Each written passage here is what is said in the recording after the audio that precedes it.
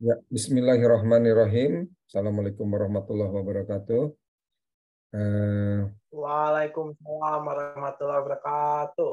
Kali ini kita akan membahas lanjutan dari pertemuan kemarin ya. Sebetulnya bahasannya cukup singkat, yaitu tentang manfaat penelitian ya. Kalau pada pertemuan kemarin kita telah membicarakan tentang bagaimana proses merumuskan masalah. Nah, pada kesempatan ini sekilas kita akan lihat bagaimana dari rumusan masalah itu melahirkan tujuan penelitian.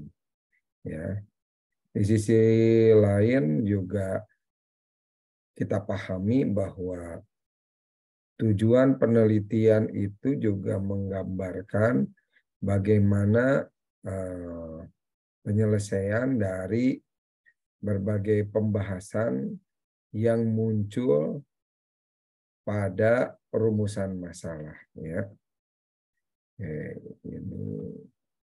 Ini slide share-nya udah kelihatan? Sudah, Pak. Hah?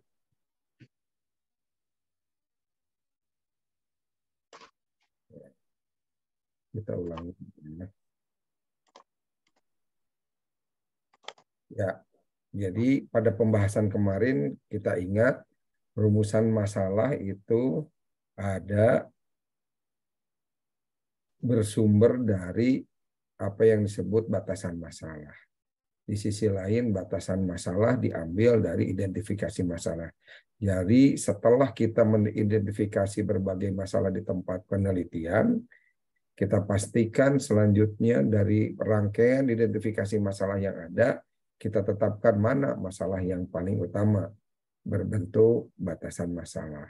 Jadi kalau ada 10 masalah, kita mau ambil aja 2 variabel atau 3 variabel. Selanjutnya dirumuskan sebagai sebuah rumusan masalah. Lalu selanjutnya rumusan masalah itu menjadi titik awal orientasi tujuan penelitian itu sendiri. Nah, setelah menetapkan tujuan penelitian, tentunya ada pembahasan selanjutnya, yaitu berkaitan dengan manfaat atau kegunaan penelitian yang tentunya berhubungan dengan konsentrasi Anda, yaitu sumber daya manusia. Ya. Nah, pada umumnya pembahasan manfaat itu dikaitkan dengan 2 hal yang paling utama, yaitu manfaat teoritis dan manfaat praktis. Ada beberapa pendapat yang mendefinisikan bagaimana manfaat teoritis dan bagaimana manfaat praktis. Sebetulnya itu tergantung sudut pandang saja. Dikaitkan dengan teoritis tentunya ini sisi manfaat yang secara teori akan meningkatkan pengetahuan, akan meningkatkan wawasan, akan meningkatkan referensi knowledge dari si peneliti. Nah, makanya kalau pendapat berbeda tetapi diikuti oleh alasan yang tepat, ya ikuti saja, bisa diikuti ya. Misalkan di sini ada 2 manfaat, yaitu manfaat teoritis dan manfaat praktis. Ada yang menggunakan manfaat teoritis ini diorientasikan pada manfaat bagi para penulis, peneliti dalam meningkatkan keilmuannya. Lalu lihat di Gojek gitu ya harganya. pun Iya, di baik sisi Gojekannya lain, lama ya. Ya kan? Iyalah. Holan. ini itu dulu siapa? Merdeka di mana? Di mute dulu siapa? Lama mikirnya. Ya, BIP. Oke. Ini banyak. Ya, Mention you in comment.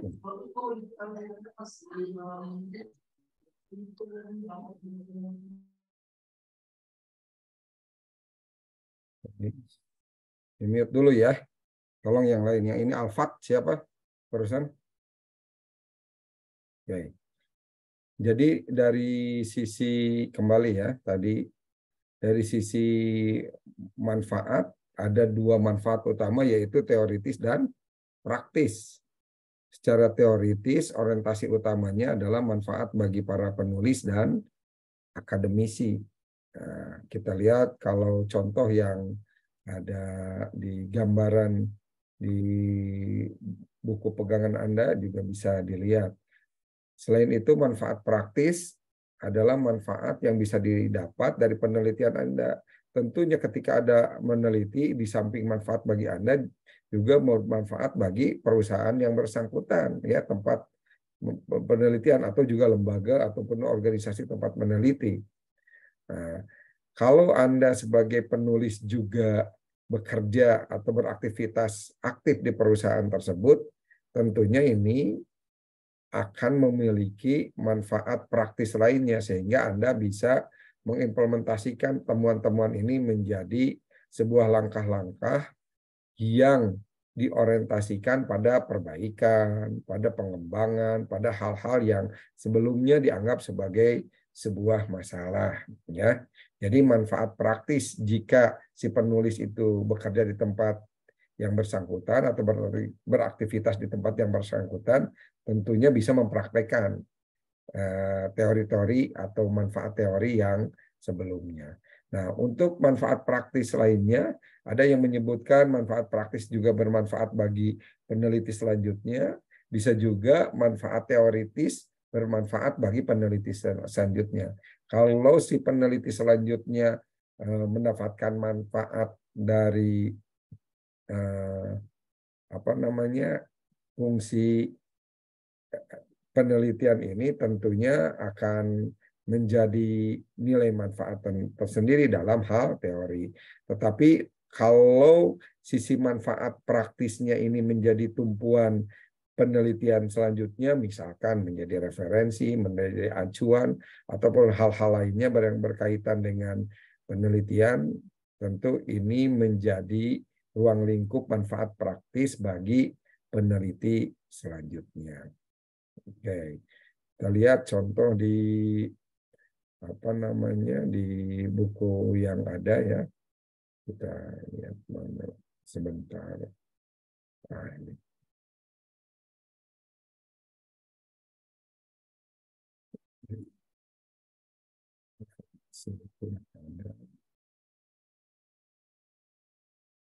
Ya, sudah kelihatan. Nah, di sini disebutkan manfaat dengan penelitian ini diharapkan para peneliti memperoleh manfaat teoritikal maupun praktikal. Bagi penulis, hasil penelitian ini belum di mute itu siapa? Oke.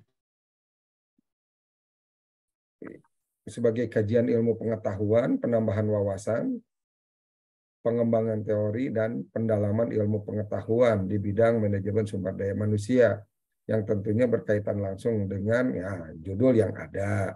Ya, ada misalkan pelatihan kerja, kompensasi, kompetensi, atau apapun juga yang berkaitan dengan penelitian Anda. Lalu bagi perguruan tinggi secara teoritis juga, misalkan Anda di kampus Universitas Muhammadiyah, diharapkan dapat melengkapi, menambahkan temuan-temuan yang bersifat khusus, terutama berkaitan dengan manajemen sumber daya manusia, sehingga dapat menjadi acuan referensi selanjutnya. Dan yang terakhir, peneliti selanjutnya ini berkaitan dengan teori. Nah, ini yang menempatkan manfaat teoritis bagi peneliti selanjutnya sebagai referensi tambahan, ya, khusus bagi pemikiran, penambahan ilmu, dan lain-lain. Nah, manfaat praktis tadi, jika penulisnya sebagai karyawan ataupun menempati posisi di perusahaan tersebut, ya tentunya secara praktis dia mendapat memanfaatkan temuan-temuannya sebagai sarana perbaikan yang bisa dilakukan berbasis keilmuan. Nah, kalau perusahaan ini juga tentunya memberikan